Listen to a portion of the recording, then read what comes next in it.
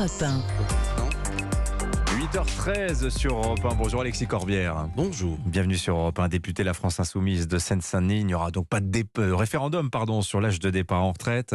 Pour la seconde fois, le Conseil constitutionnel a rejeté hier soir la demande de RIP, de référendum d'initiative partagée. Voilà, qu'est-ce que ça vous inspire? C'est une déception? C'était attendu malgré tout Non, c'est une déception. C'est plutôt inquiétant que donc le Parlement ne peut pas voter sur une loi qui concerne quand même 2 années supplémentaires de travail pour des millions de gens. C'est pas un petit sujet. Je répète à nos auditeurs, ils le savent, mais prenons la mesure de ce que ça veut dire. Nous tous qui sommes républicains dans ce pays, donc les députés n'ont pas pu se prononcer sur le fait que vous travaillez 2 ans de plus.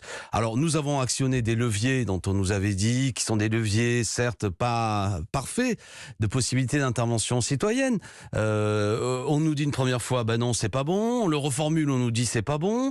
Tout ça participe à la brutalité de la méthode d'Emmanuel Macron et ça en dit long sur l'impérieuse nécessité, me semble-t-il, non seulement de continuer à exiger le retrait de la retraite à 64 ans. On va en parler sans doute. Bonne nouvelle, le 8 juin, nous déposons dans le cadre d'une niche du groupe Lyot un texte pour l'abrogation, donc la bataille n'est pas finie. Mais moi, ce que j'ai trouvé de passionnant et d'intéressant pour le militant politique que je suis dans ce mouvement, c'est qu'il y a une bataille sociale, mais depuis en particulier l'utilisation du 49.3, le refus, y compris là, du Conseil constitutionnel, qui ne fait que valider la conformité avec les institutions de la Ve République. Je pense qu'il faut passer à autre chose. Il faut pacifiquement qu'on en discute. Ah bah voilà, pour voir au but alors. Donc, non, mais c'est le sujet. À bas la mauvaise République, comme disait donc. Moi, je dirais à bas la mauvaise Constitution. Vous avez vu que cette phrase a quand même choqué beaucoup de monde. À bas la mauvaise République. Qu'est-ce qu'a voulu dire Jean-Luc Mélenchon et puis qu'est-ce qu'il y a derrière? Je suis en train de vous le dire, c'est-à-dire que c'est une mauvaise Constitution. Vous savez, le 13 mai prochain, on va fêter, si je puis dire, les 65 ans du 13 mai 1958. De quoi ils nous parlent sans doute ceux qui sont à la maison? Eh bien, le 13 mai 58, à l'occasion de la crise en Algérie, un groupe de militaires avait fait une tentative de coup de force pour inviter à ce que la 4e République s'effondre, si je puis dire, et qu'on appelle à l'époque le général de Gaulle. Et de tout ça est né, quelques semaines plus tard, une modification. On est passé en 5e République sous la menace d'un coup d'état militaire. Ça s'appelait l'opération Résurrection. Savez-vous qu'un régiment de parachutistes avait pris le contrôle de la Corse pour forcer les politiques à modifier les choses. Ce que je suis en train de décrire là, et on pourrait aller plus loin dans le détail, c'est que c'est sur la base quand même d'un moment de crise politique, de quasi-guerre civile, que la Constitution de la Ve République est née. Je fais partie de ceux, comme Pierre Mendès France, comme François Mitterrand, puis comme Gaston Monnerville, qui a été le président du Sénat quand il y a eu une modification en 62, qui considère que ces institutions sont, comme dirait l'autre, un coup d'état permanent, une possibilité de gouverner contre le peuple. C'est un point de vue républicain défendu par Jean-Luc Mélenchon, qui est exprimé dans cette formule de dire actuellement nous avons une mauvaise constitution, il faut passer à une bonne. De quelle manière? Conforme à notre histoire nationale. Il faudrait, si nous étions élus, une assemblée constituante, que le peuple discute de quoi il veut. Alors moi, ce que je pense, c'est qu'il y a trop de pouvoir sur le président de la République aujourd'hui.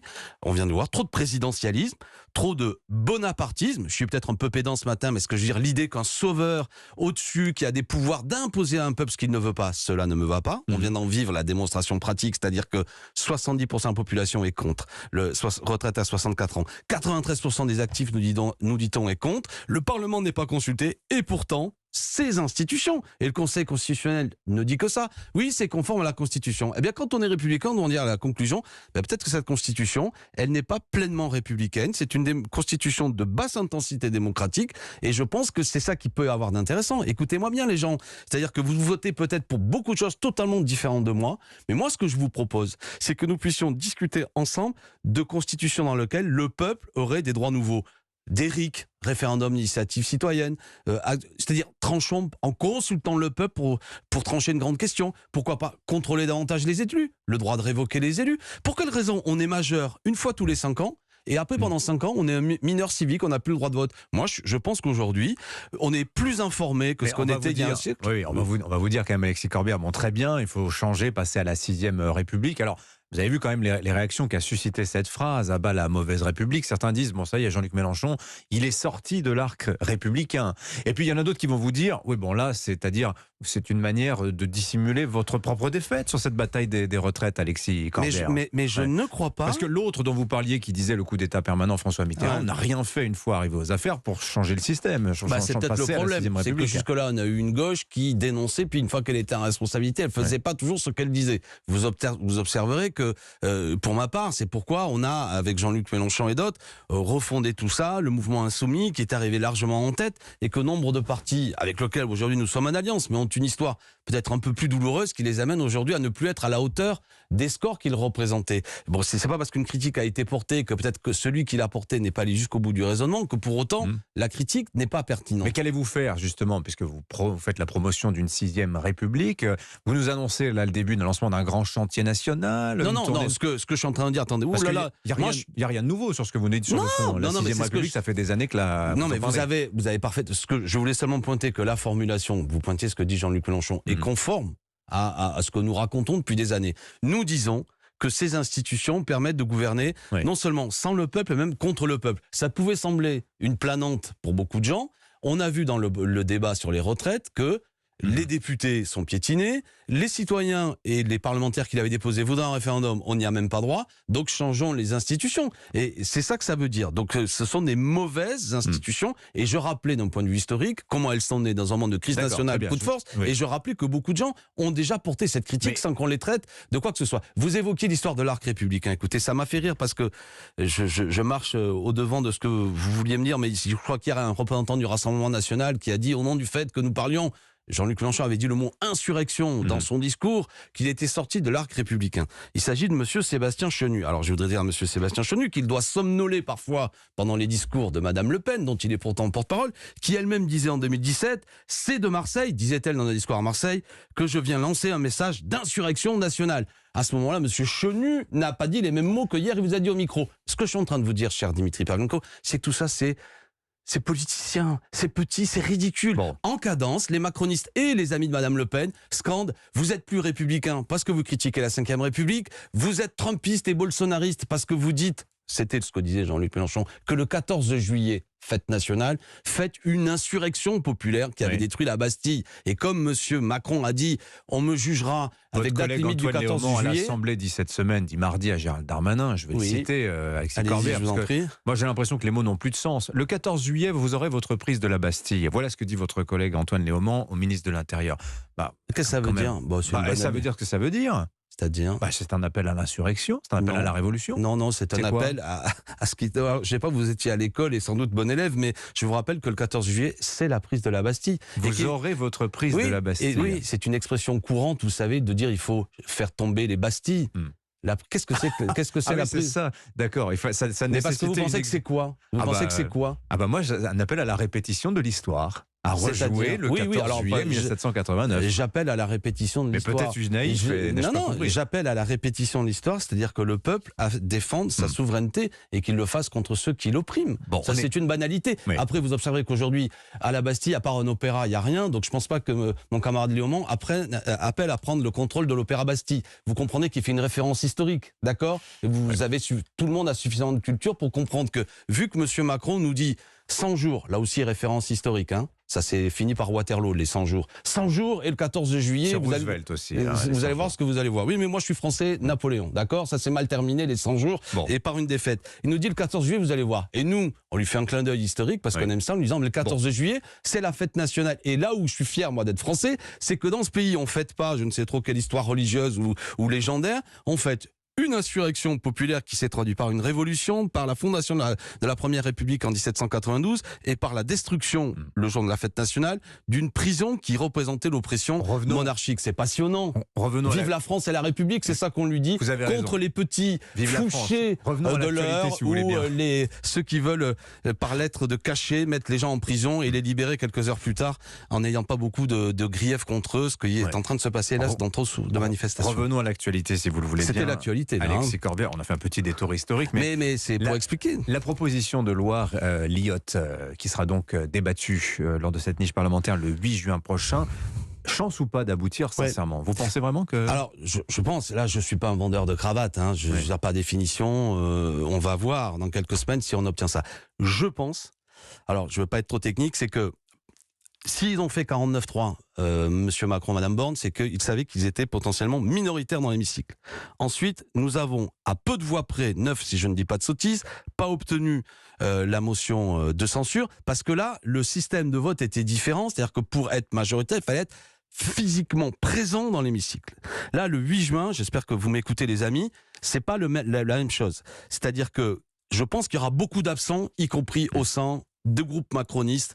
Il y aura même il n'y a pas besoin d'une majorité absolue. Voilà. Dire. Même nous pouvons être majoritaires dans l'hémicycle. Si il y a 200 députés que 100 voilà, ça passe. Et deuxièmement, je pense qu'il y a des collègues LR qui n'étaient peut-être pas ceux qui, autour de monsieur Aurélien Pradier, vous savez, un peu les LR qui ont été contre la loi, qui s'étaient dit, bon, mais le Sénat, avec monsieur Retailleau, a obtenu des choses, et le Conseil constitutionnel a détricoté tout ce que la droite sénatoriale avait obtenu. Donc il y a beaucoup de raisons de dire, si on reste mobilisé, c'est pourquoi l'intersyndicale appelle à manifester le 6 et que j'invite à ce que nous restions mobilisés, donc avec des droits constitutionnels, hein, droit de manifester, droit de grève, droit de manifestation, on peut le 8 avoir ça.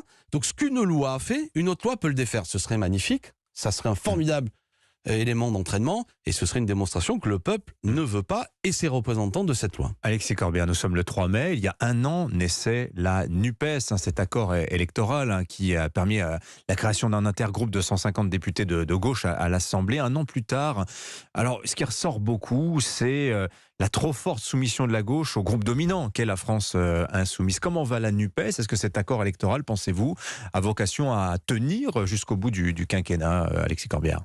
Alors, excellente question. Bon anniversaire à la NUPES. Effectivement, ça a permis que nous arrivions en tête à l'occasion des élections législatives. Je le rappelle, c'est trop souvent peu dit. Que nous doublions le nombre de députés quand même qu'il y avait dans l'hémicycle. Que nous fassions vivre tout ce qui est la gauche dans sa pluralité. Hein, nous n'avons pas été dominateurs, là je parle des insoumis, c'est-à-dire qu'il y a un groupe socialiste, un groupe écologiste qui n'existait pas, et les communistes. Donc ça, on a fait œuvre, comment dirais-je, de générosité, de fraternité, de dynamique politique. Il y a des débats en son sein, c'est vrai. Bah oui. Mais moi, je suis pour la maintenir. Et survivra-t-elle aux européennes? C'est la question. Je le Vous souhaite. voyez bien que les écologistes souhaitent partir dans leur côté. Les communistes posent ouvertement la question. Fabien Roussel parle d'une camisole à propos de la NUPES. Mais vous êtes un journaliste d'expérience. Dans toute alliance, il y a des discussions. Mais je veux dire, l'avenir de la NUPES me semble beaucoup plus clair que l'avenir de la droite et de la Macronie, dont on ne sait même pas autour de quoi si ça existera encore dans 2-3 ans. Donc, ne soyez pas trop gourmands de petites phrases, c'est le jeu politique. Je refixe le cap, mon cap personnel. Donc c'est une crise de croissance, vous pensez? Oui, on discute. Je suis favorable à ce que nous restions unis dans les bagarres parlementaires. Je suis favorable à ce que nous couvrions le pays d'actions communes, de meetings communs. Je suis favorable à ce qu'à l'occasion des élections européennes, il y ait une liste unique. Pourquoi? Arriver en tête. Pourquoi? Pour créer une dynamique politique qui fait qu'en 2027, nous ayons un candidat commun et que nous gagnons. Voilà le cap que je me donne. Aux amis qui m'écoutent, s'il y a une autre stratégie qui consiste à dire non Alexis, tu as tort, on va tous exploser, faire des tas de petites listes se diviser, je leur dis on va perdre. Et moi je ne souhaite pas ça. S'il y a une meilleure stratégie que ce que je suis en train de dire, je demande à la voir. Moi je crois que dans le moment dans lequel nous sommes, où Madame Le Pen est assez puissante, on le voit, où la Macronie d'ailleurs est en crise. Bon, nous avons une potentialité, nous, non seulement de nous fixer comme devoir d'empêcher l'extrême droite de prendre la tête du pays, et deuxièmement, de créer les conditions d'être au second tour, et aussi de gagner au second tour. Donc ça, c'est passionnant.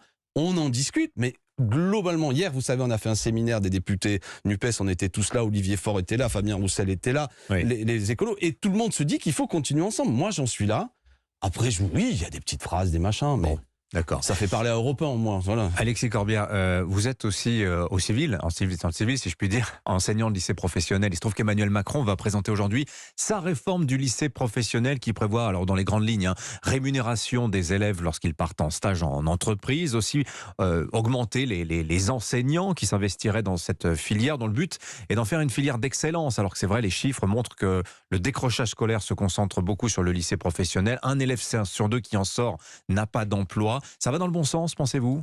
Alors, l'enseignement professionnel, c'est quelque chose de fondamental. Vous savez que la moitié d'une classe d'âge est dans l'enseignement professionnel et technologique. Je sais que souvent on a un regard un peu biaisé, mais je veux dire, c'est fondamental. On parle, donc c'est beau l'enseignement professionnel. Moi, depuis 1995, je suis prof en lycée pro. C'est là que nous apprenons des techniciens supérieurs, des bacs. Et tous les métiers nécessitent un niveau de qualification plus important. Donc il faut défendre l'enseignement professionnel, qui trop souvent est la variable d'ajustement des élèves en difficulté. On leur dit, si tu travailles pas bien, tu iras dans l'enseignement pro. Deuxièmement, je sais pas très bien ce que va annoncer Macron, parce que dernièrement, ce qu'il voulait proposer, c'était élargir la durée en stage en entreprise des élèves, ce qui est une méconnaissance de ce qu'est l'enseignement professionnel. Tous les diplômes que nous apprenons sont fixés dans des commissions paritaires avec les branches patronales et l'éducation nationale pour avoir des diplômes au plus près des besoins des branches patronales. Donc tout le discours de la déconnexion est tenu généralement par des petits messieurs ou des petites dames qui ne connaissent rien à ce que nous faisons. Nos diplômes sont qualifiants. Deuxièmement, tous ceux qui, comme moi, vous diront, et même les patrons que je rencontrais quand j'étais prof à l'époque lors des stages, les élèves, ils doivent passer du temps dans les lycées parce qu'il faut de la formation